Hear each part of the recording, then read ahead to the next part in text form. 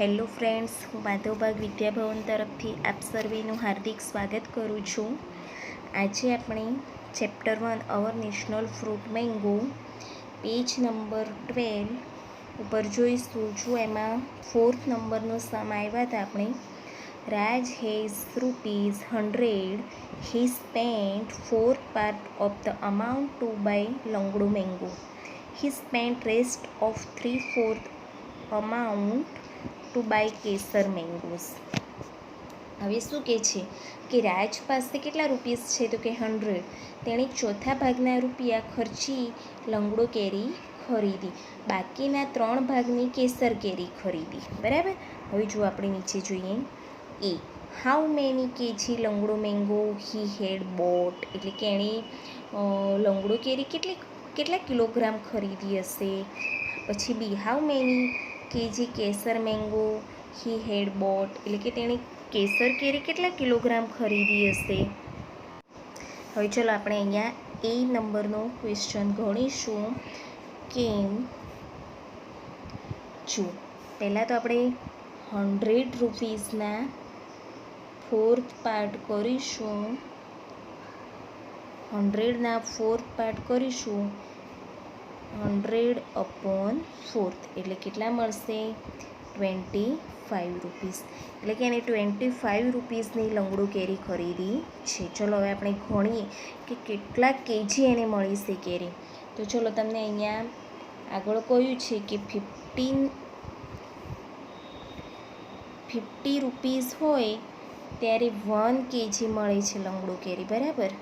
તો 25 રૂપીસની એને કેટલી મળી છે? એકદમ મોઢે ગણી શકાય એવું છે. તો જો ક્રોસમાં મલ્ટીપ્લાય તો કે 25 × 1/50.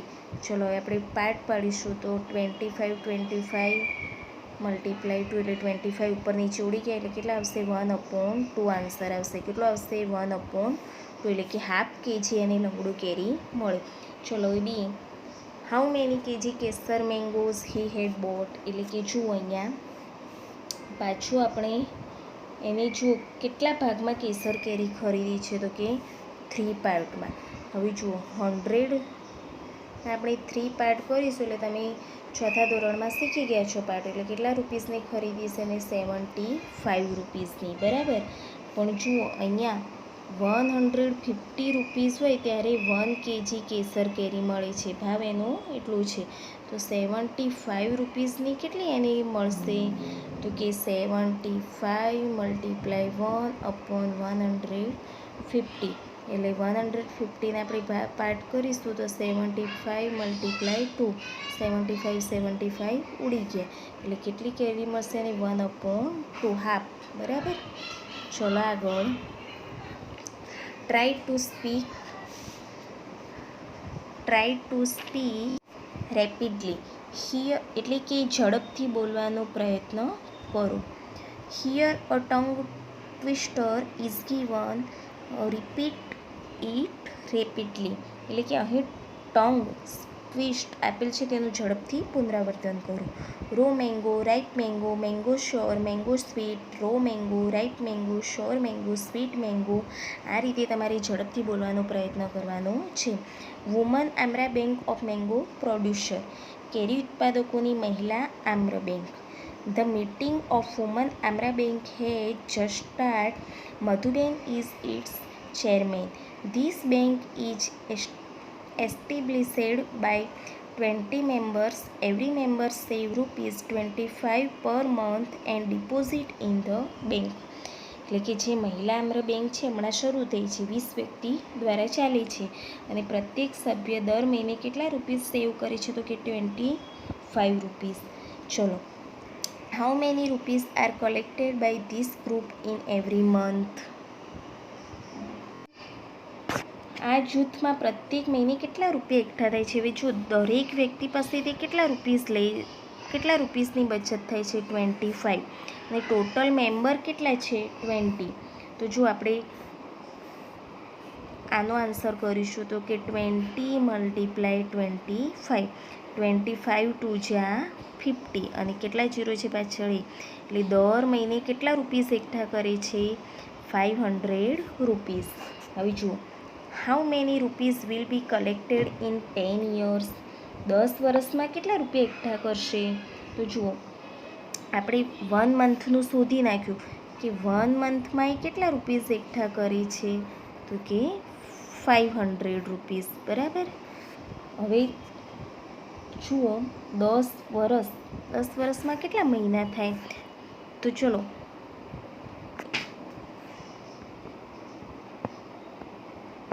તો જુઓ, 1 યરમાં કેટલા મંથ હોય? તો કે 12. તો 10 યરમાં કેટલા હોય? તો કે 120 મંથ હોય. એટલે હવે આપણે કાઉન્ટ કરીશું કે 1 મંથમાં કેટલા એને સેવ કરે છે? તો કે 500. તો 120 મંથમાં કેટલા? ક્રોસમાં મલ્ટીપ્લાય. ચલો મલ્ટીપ્લાય કરીએ આપણે. કોનો મલ્ટીપ્લાય થશે? તો કે 120 મલ્ટીપ્લાય 500. તો ચલો 12 5 જા 60 અને ટોટલ કેટલા જીરો પાછળ આવશે? તો કે 3. એટલે કે કેટલા રૂપીઝ? એટલે કે 60,000 રૂપિયા એ એકઠા કરશે. ચલો પ્રેક્ટિસ.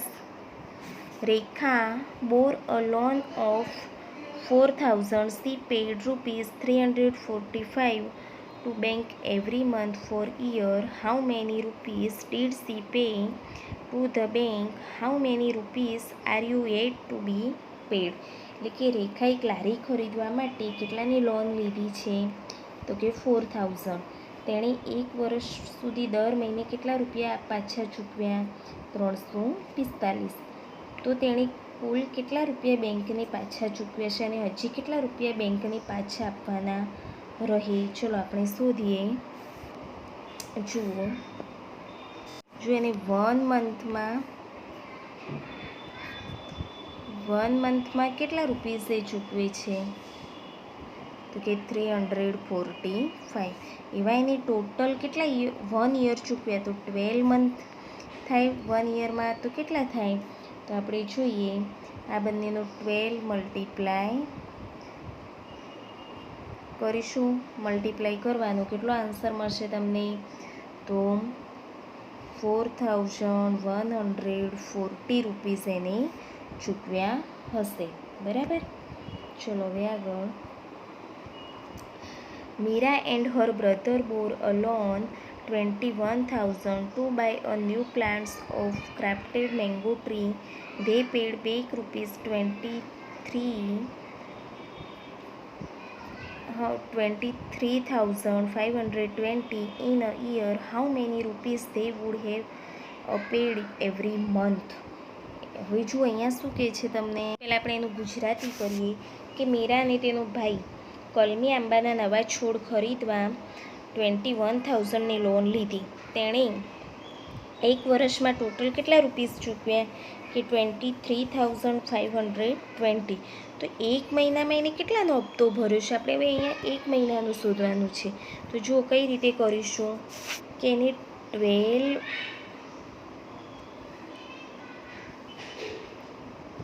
મંથમાં કેટલા રૂપીસ ચૂકવ્યા છે તમને આપી દીધું છે કે 23,520, બરાબર. તો 1 મંથમાં એને કેટલા ચૂકવ્યા છે? તો જુઓ, 23,520 upon 12. આપણે એનું ડિવાઈડ કરીશું તો તમને કેટલો આન્સર મળશે? 1960, બરાબર. આ રીતે આપણે કરીશું. ચલો હવે આગળ. Earlier, women were not active in mango business, but now Madhuben and other women are engaged in mango business. Things are changing now. Their banks also helps them in that. These women are given employment-oriented, business-oriented, small-scale industry at home related trainings to help them become self-reliant and contribute at economic development of the family. એટલે કે અગાઉ મહિલાઓ કેરીના વેપાર સાથે જોડાયેલી ન હતી, પરંતુ હવે મધુબેન સાથે બીજી પણ મહિલાઓ વેપાર કરે છે. અત્યારે વસ્તુઓ બદલાઈ રહી છે, બેંક મદદ કરે છે અને રોજગારી પણ પૂરી પાડે છે. જો હવે અહીંયા why does not we start the business of preparing mango pulp. Pulp એટલે કે કેરીનો રસ, મેંગો પલ્પ તૈયાર કરવાનો ઉદ્યોગ કેમ ન કરીએ? જો આપણે ઘણીવાર રસ તૈયાર મળતો હોય છે, બરાબર, એમાં પણ ચાલુ કરી શકાય. કેરી વેચાય, રસ પણ તૈયાર કરીને વેચી શકાય. જો some woman associated with woman Amra bank want to start a small scale industry of preparing mango pulp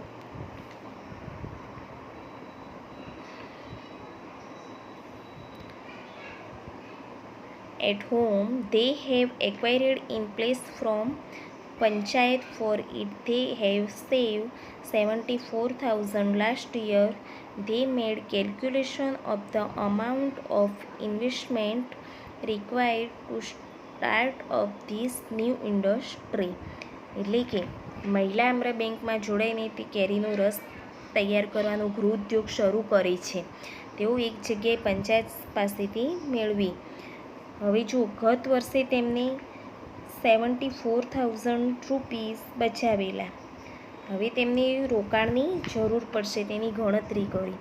Madhuben prepare a list of required items before starting this work. એટલે કે આ કામ શરૂ કરતાં પહેલાં જોઈતી વસ્તુઓની યાદી મધુબેને બનાવી નાખી. This item should be purchased in the beginning of the work. એટલે કે વસ્તુઓ શરૂઆતમાં ખરીદવી પડશે. The cost and number of items of these things are given in the following table. એટલે કે કોષ્ટકમાં આ વસ્તુઓની કિંમત અને સંખ્યા આપેલી છે. ફાઇન્ડ ટોટલ એક્સપેન્ડિચર એટલે કે ખર્ચ શોધો. જો અહીં આપણે ટોટલ આપ્યું છે, હવે આપણે એના ઉપરથી શું શોધવાનું છે? ખર્ચ શોધવાનું છે. ચલો જોઈએ. જો અહીં આપણે કોષ્ટકમાં જ લખીશું. અહીંયા નંબર ઓફ આઇટમ્સ વસ્તુઓની સંખ્યા અને એનો ભાવ આપી જ દીધેલો છે તમને, બરાબર. અહીંયા જો કેટલા લખેલા છે તો કે 3,000, બરાબર. તો અહીંયા આપણે શું લખીશું?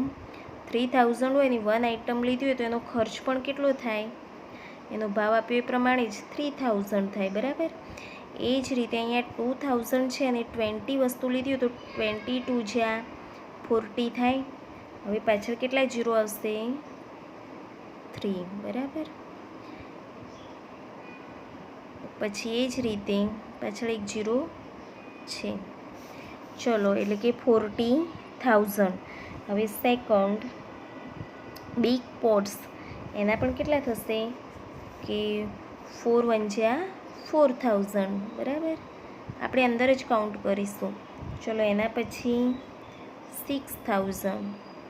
આ બંનેનો મલ્ટીપ્લાય કર્યો, પછી આનો અને આનો મલ્ટીપ્લાય કર્યો એટલે કેટલો થશે? 150. અને પાછળ કેટલા ઝીરો છે? તો આ રીતે આપણે ખર્ચ શોધીશું. બધાનું એડિશન કરવાનું એટલે તમને ટોટલ મળી જશે. ચલો આગળ.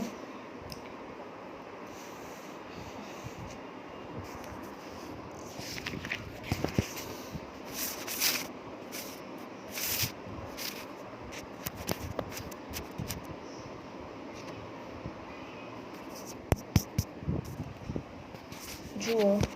When they extract pulp from mango, it weight 1/3 of mango. જ્યારે કેરીનો રસ કાઢે છે ત્યારે રસનું વજન લગભગ કેરીના વજનના 1/3 જેટલું થાય છે. હવે જો કેરીનો રસ કાઢે છે એટલે વજન કેટલું થઈ જાય છે? 1/3. They have planned to extract pulp from 6,000 kg mangoes in a month. એટલે કે 6,000 કેરીનો રસ એક મંથમાં કાઢે તો એને કેટલું મળશે? તો કે 2,000 kg. 6,000નું 1/3 પાર્ટ એટલે કેટલું થાય? 2,000 kg, બરાબર. How much mangoes pulp will be prepared in month, એટલે કે એક મંથમાં કેટલી કેરીનું એ તૈયાર કરશે? 2000 kg. ચલો આગળ. હવે જુઓ, Madhuben let's calculate for first 6 kg mangoes. હવે જુઓ 6 kg માટેની ગણતરી કરી છે. For purchase of mangoes for sale mango pulp. Total કેટલું એની કેરીની ખરીદી માટે કેટલા ભાવ આપ્યો છે? તો 15 રૂપીસ, અને વેચાણ માટે 70 પર કેજી. જુઓ તમને, if V extract mango pulp from 6 kg mangoes we get ખાલી જગ્યા કેજી પલ્પ. હવે જો એ 6 kg મેંગો છે એમાં એને કેટલું મળશે, એને કેટલું કેરીનો રસ કેટલો મળશે? તો કે 6 kgનો 1/3 પાર્ટ, એટલે કે 2 kg, બરાબર. The total amount to be prepare of 6 kg mangoes 6 multiply કેટલા આવશે? 15.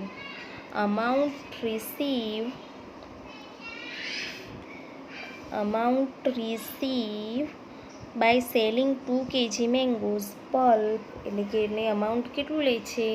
તો કે 70, અને કેટલું આવશે? 140 rupees. Therefore, the amount by selling the pulp prepared from 6 kg mangoes, એટલે કેટલા આવશે અહીંયા? 6 kg mangoes, તો શું થશે? 140 minus 90, એટલે કેટલા વધશે? 50 રૂપીસ. ચલો, if we prepare of mangoes 6000 kg mangoes, the amount we earn, તો કેટલા આવશે? 50, બરાબર. આ રીતે આપણે ઉપરના કોષ્ટક પ્રમાણે બ્લેન્ક્સ ભરીશું. ચલો, all women are very happy for this plan.